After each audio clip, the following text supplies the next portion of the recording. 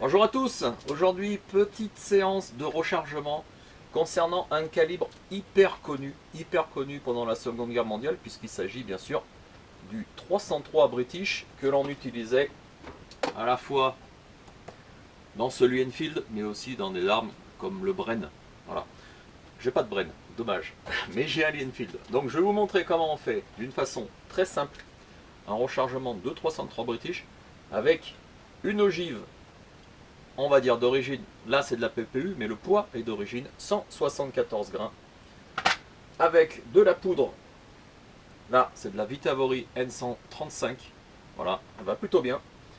Qu'est-ce qu'on a besoin? Des amorces, bien sûr, jeu d'outils, tout ce qui est de plus simple, c'est du lit, et sans oublier bien sûr les tables de rechargement indispensables pour recharger. Donc c'est parti.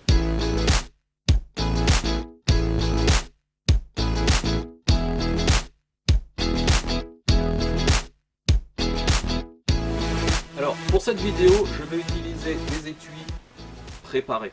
Voilà, je vous fais grâce de la préparation. Bien sûr, ces étuis, il faudra les recouper. Il faut qu'ils aient une dimension de 56 mm. Voilà. Pour ce faire, on utilise un castrimeur pour les remettre à taille et sans oublier et bavurer le collet intérieur-extérieur, indispensable. Voilà. Pour réaliser ce rechargement, je vais utiliser donc des étuis qui sont déjà recalibrés, qui sont déjà remis à taille. Je vais vous montrer vite fait comment on règle le premier outil, c'est-à-dire l'outil désamorceur et recalibreur. Donc premier outil, désamorceur à régler, rien de plus sorcier. On monte le shell holder à fond et on vient visser jusqu'au contact, tout simplement. Voilà, c'est au contact. On baisse un petit peu et on fait un quart de tour supplémentaire pour enlever tous les jeux qu'il y a dans la presse. Et voilà, premier outil réglé. Donc voilà, les étuis, ce sont des étuis toutes marques. Voilà, j'ai du PPU, du Sellier Bello, j'ai aussi du Remington et j'ai aussi des étuis d'origine WRA de 1943. Voilà, ça pose aucun problème. Il faut faire juste attention à qu'ils ne soient pas fendus, qu'ils ne soient pas oxydés. Sinon, ça marche sans problème. La phase suivante consiste à réamorcer. Alors bien sûr, on aura pris soin de mettre nos étuis dans un petit plateau de rechargement, ça évite de les perdre et que ça roule partout. Ensuite, on vérifie quand même le puits d'amorce pour qu'il soit propre, et s'il n'est pas propre, il suffit de nettoyer comme ça et on enlève toutes les impuretés qu'il y a à l'intérieur, c'est quand même important. Voilà. Et pour l'amorçage, c'est pas compliqué. Moi j'utilise ce type d'appareil, c'est du lit. Ça marche aussi chez RCBS, c'est plus cher simplement. On prend les amorces, on les met dedans. Il y en a quelques-unes qui sont pas bien droites, qui sont pas dans le sens. Voilà, elles sont toutes dans le sens, il suffit de juste les secouer un petit peu, ça se met tout seul en place. Et on n'oublie pas de fermer le plateau. Voilà. Shell plat en place pour le 303 British, et puis donc il n'y a plus qu'à réamorcer. Alors il est vrai que sur certaines marques comme les PPU ou les Sellier Bello, comme celle-là par exemple, c'est un petit peu raide à rentrer. Pas de panique, hein, ça rentre quand même un peu, il suffit de forcer un petit peu.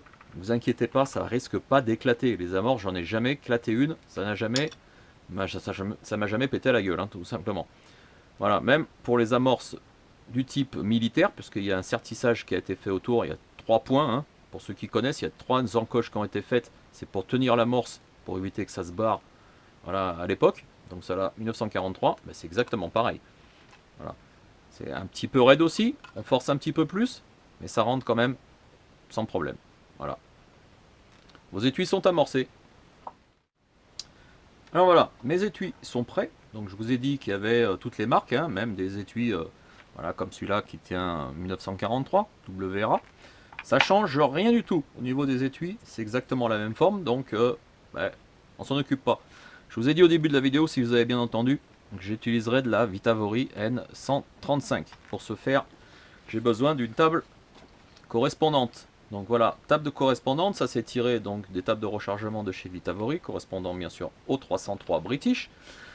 Sur la gauche, on a toutes les poids de balles de la table, donc qui commence à 57, 123, 150, 174 et 180 grains. Là, moi j'utilise de la PPU 174, donc là j'ai du 174, mais c'est du Sierra. Voilà, quelle différence? Ben, aucune, à part le prix. Donc, ce qui est important, c'est le poids. Donc, moi, je vais utiliser, comme je l'ai dit, de la N135. Ça commence à 35,3 en grains et ça finit à 38,4. Moi, avec l'expérience que j'ai dans le milieu du rechargement et dans le milieu de ces armes Seconde Guerre mondiale, je me suis aperçu que tirer avec des charges très basses, ben, ça ne servait pas à grand chose. Les munitions d'origine généralement étaient très costauds. Voilà. Donc je ne vais pas quand même faire 38 direct, mais je vais faire 37 grains. Donc pour cette vidéo, je vais faire des munitions avec 37 grains de N135. Puis il n'y aura qu'à voir ce que ça donne en stand à ce moment-là. Voilà, pour la poudre, ben moi personnellement j'utilise une Lyman Gen 6. Et ouais, faut vivre avec 100 ans quand même. Ça va plutôt bien. Pendant que vous remplissez toutes vos douilles, ça a le temps de couler tout seul. Vous avez remarqué, j'ai mis une douille, un projectile dedans à l'envers. Alors je les mets toutes à chaque fois que se remplit. Normalement, on ne peut pas faire de double charge puisque quand même la poudre remplit une grosse majorité. Hein. 60-70%, la douille est pleine déjà. Donc on ne peut pas faire de double charge. Voilà. Donc vous remplissez tout. Puis ensuite on passe au siégeage. Alors ouais, j'en entends dire, t'as une Gen 6, c'est top, effectivement. Enfin, si vous avez ça, ça marche aussi. Par contre, c'est plus long, hein. Et pour le siégeur, ben rien de bien sorcier. Le shell holder en place, on le monte à fond, on vient visser l'outil jusqu'au contact, on enlève un demi-tour. Et ensuite, on vient régler la profondeur. Cette profondeur, une fois que l'étui est en place, rien de compliqué pour la trouver. Sur cette ogive, donc PPU, on a une gorge de sertissage à cet endroit-là. Et il faut placer le bord du collet au milieu de ce sertissage. Donc, rien de bien sorcier. On le met en place, ça tient tout seul. On le monte. Et bon, cet outil est réglé, bien sûr. Mais la gorge de sertissage va se trouver pile poil au niveau des lèvres du collet. Et la munition est finie. Ouais, c'est bien beau, mais tu nous aurais pas oublié quelque chose? T'as oublié de nous parler du sertissage. Non, j'ai pas oublié de parler du sertissage. Le sertissage n'est pas obligatoire sur ce calibre.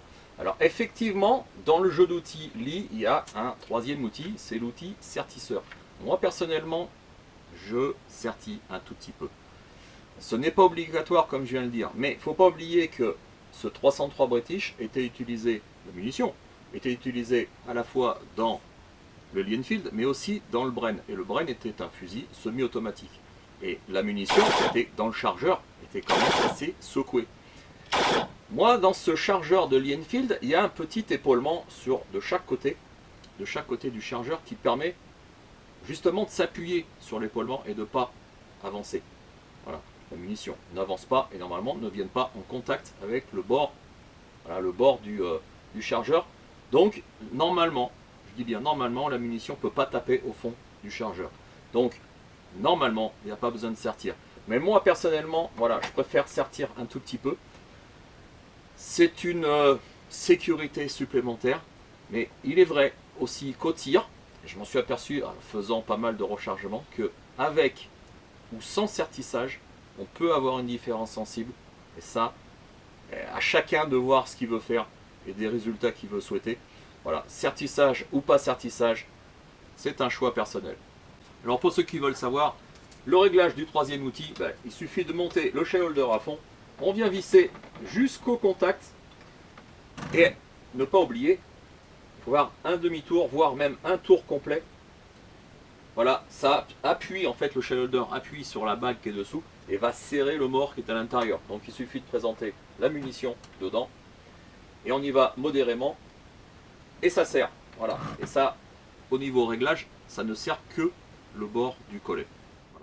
Alors voilà pour ce 303 British, munition très facile à faire. Personnellement, j'utilise pas mal d'ogives différentes. J'ai deux ogives de prédilection quand même, c'est la 123 grains. 123 grains de chez PPU, même Cellier Bello. Voilà, il y a pas mal de personnes qui quand même disent que PPU, Cellier Bello, c'est de la daube. Alors, personnellement, pour tirer à 100 mètres, ça suffit largement. Voilà, pas besoin de mettre des 100 et des 1000 pour avoir une bonne munition, parce que ces munitions, elles sont quand même assez précises. Alors évidemment, PPU, Cellier Bello, on a des poids différents au niveau des ogives. Si vous les pesez, il y aura un écart. Voilà. Moi, ça me dérange pas du tout. Voilà, je fais des munitions loisirs, je fais pas de munitions compétition. Voilà, toutes ces munitions que vous avez devant les yeux, c'est pour se faire plaisir. Voilà. Alors, comme je l'ai dit, j'utilise de la 123 grains. J'ai aussi fait de la 150 grains. J'ai fait de la Sierra. Sierra, honnêtement, 174 grains. Hein. Sierra PPU, c'est kiff kiff. Pour moi, c'est kiff kiff à 100 mètres. Grosse différence. C'est le prix. Voilà, du simple au double. Voilà. Donc, moi, mes deux munitions ogives de prédilection, c'est 123 grains et la 174 grains, celle que je vous ai montrée aujourd'hui. Ça va tip top. Franchement, faut pas aller chercher plus loin. Voilà. C'est fini pour cette vidéo. J'espère qu'elle vous aura plu. N'oubliez pas de liker, de partager. Enfin voilà, faites tout ce qu'il y a à faire pour faire connaître ma page, faire connaître mes vidéos. Je fais ça artisanalement. Je suis pas un pro et je fais ça pour vous faire plaisir, pour vous faire connaître le tir sportif, pour vous faire connaître aussi ce milieu des armes anciennes, Seconde Guerre mondiale, Première Guerre mondiale un petit peu. Voilà, c'est vraiment pour vous faire plaisir et je tiens à faire partager ma passion et j'espère que ça va durer. Voilà, ciao, à bientôt.